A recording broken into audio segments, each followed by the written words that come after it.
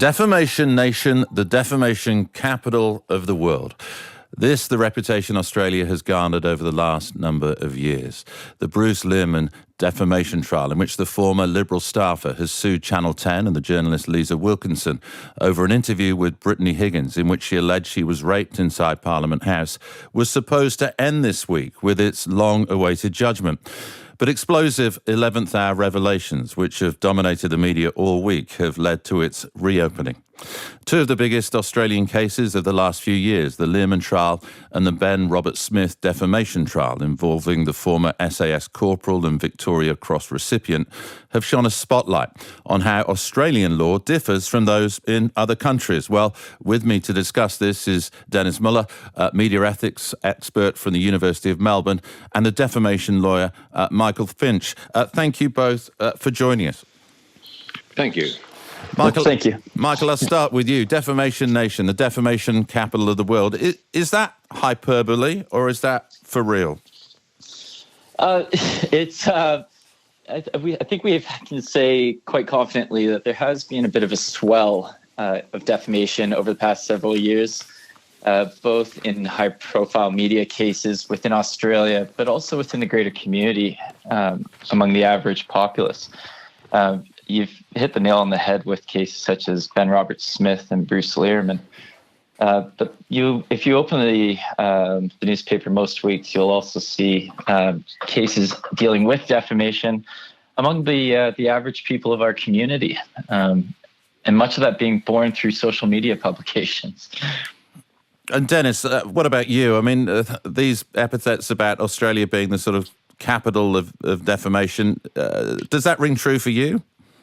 Oh, yes. And Sydney in particular has long been a kind of jurisdiction of choice for people who wish to sue for defamation because of a long history in New South Wales of the awarding of extensive damages, but also Michael's point about the explosion of, in some cases, relatively small cases arising from social media, and of course then some very large cases arising from social media too, in a part of the law which is very uncertain. That is to say, the position of the global platforms in defamation law. That confuses things no end. Michael, defamation, it's a word that I guess most of us have got a sense of what it means, but actually, what does it mean in Australian law? What are the specifics of defamation here? Yeah, well, defamation is concerned with the harm to a person's reputation arising from a publication. Now, a publication can be either oral, it can be written, and in some circumstances can even be through a picture. Ultimately, what the defamation laws are trying to do, and what the plaintiff's case in a defamation case is to repatriate that person's reputation. And what the key nuance to defamation is that the harm is presumed. That is different to other areas of law where the plaintiff may have to establish their harm. In defamation, it's actually upon the defendant to be able to establish that they have that the publication, for example, may have been true, so therefore there is no harm, or that some other type of defense is available to them to be able to limit their liability to the harm that has been caused by the publication. And Dennis, that's the key difference in Australia, isn't it? In most Western jurisdictions, the plaintiff, who's the person bringing the case, has to prove that they have been defamed. In Australia, it's very different. Why is that so? Why is Australia different on that point, that key legal point? Well, we inherited our jurisprudence in this area from Britain, not from the United States, where, in fact, a public figure in the United States has to prove not just harm, but they've got to prove that there was malice involved. Now, we don't have any defence remotely like that in Australia. So what has happened in recent years with this question of harm is a fourth element has been added to the things that a plaintiff has to prove, and that is that they have to prove serious harm to their reputation. Now, that actually, I think, has been, Michael could correct me on this, but I think has been borrowed from from England, Right. and what the courts in England and here are doing is they're looking at the impact of the publication. They're not just looking at the fact that it was published and arriving at the decision that it's therefore harmful. They are asking plaintiffs now to prove that the material complained of reached a sufficiently large audience to make it a seriously harmful publication, or that the meanings that are conveyed are of sufficient gravity to amount to serious harm. So at least there is this moderating now of the harm element. Plaintiffs have got to prove serious harm, and that's been, I think, a very useful amendment. And Michael, some other reforms have been brought in recent years as well. I wonder whether you can just talk us through some of those. Yes, certainly. Effectively, in 2021, we've had a major reform across the jurisprudence of the defamation laws within Australia. And most states and territories adopted a similar approach to how they would deal with the legislation of the Defamation Act within their jurisdiction. Now, one of the major ones which we're seeing being played out at the moment would be the difference between, or what we now have is a public interest defense. And that public interest defense is one which notably is not available in the Learman trial. So we're actually seeing an old style, in a sense, version of a defense, which was the qualified privilege. Now, to circle back around and to go back to what is this major development, which is the public interest defense, is that it's a defense that's available and most often used by major media as a way of defending a publication of matter which is potentially not true, but is within the public's interest. So the difference is that in the past, major media would have to rely upon the defense of qualified privilege to be able to achieve a similar type approach. But they needed to establish many more elements to be able to be successful in that defense. And they needed to be able to establish that they had good reason and that they had done a significant and sufficient amount of research to be able to say that they had the integrity in their journalism, to be able to say that, yes, whilst what we've published may not have been true, we thought it was true at the time, and our defense should stand. The public were interested in the matter that was published, and we had an interest in publishing that.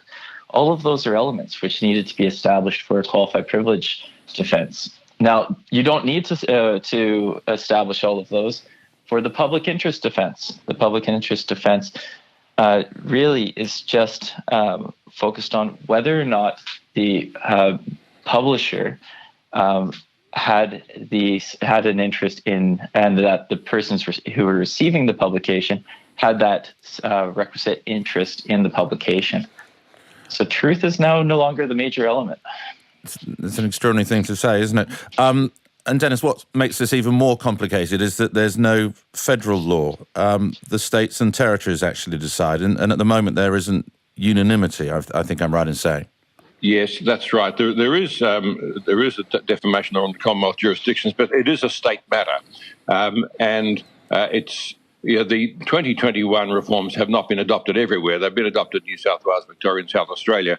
But I think the other states are in some way along the line to getting towards adopting these changes. But Michael's point's a very important one. This new public interest defence, we're all waiting with bated breath to see how the courts interpret it, because, as he's just said, we've had public interest defences before. We've even had a so-called free speech defence arising out of a case involving the ABC and the former New Zealand Prime Minister David Lange, where the High Court said, look, there's an implied guarantee of freedom of speech on government and political matters.